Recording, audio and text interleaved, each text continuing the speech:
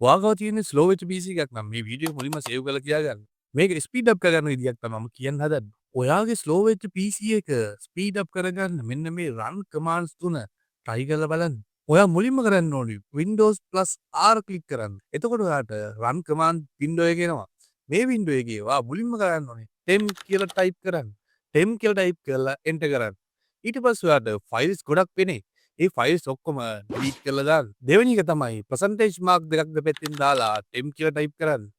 ඊට පස්සේ එතනත් ඒ ෆයිල් ගොඩක්. ඒ ෆයිල් ඔක්කොම ඩිලීට් කරලා දාන්න. සමහර ෆයිල් ඩිලීට් වෙන්නේ නැති වෙයි. ඒවා ස්කිප් කරලා දාන්න. තියෙන ඩිලීට් වෙන ඔක්කොම ටික ඩිලීට් කරලා දාන්න. ඊට පස්සේ ආයෙත් අර Windows R press කරලා run command box එකේ type කරන්න free fetch කියලා. හරියට මකරු type කරන්න. ඊට පස්සේ එතනත් එන ෆයිල්ස් ටික ඔක්කොම ඩිලීට් කරලා දාන්න. අන්තිමට ඔයා කරන්න ඕනි රීසයිකල් බින් එකට ගිහිල්ලා එතන තියෙන ෆයිල්ස් ඔක්කොම ඩිලීට් කරලා දාන්න. මේ ටික try කරලා ඔයාගේ ලැප්ටොප් එක හරි PC එක හරි රීස්ටාර්ට් කරලා බලන්න. එතකොට ඔයාගේ performance වල වෙනසක් තියෙයි. මේ වීඩියෝ එකත් ලයික් කරන්න, ස්ලෝ වෙච්ච PC එකක් තියාගෙන ඔයාගේ යාළුවට ෂෙයා කරන්න. මම නදීමාල්.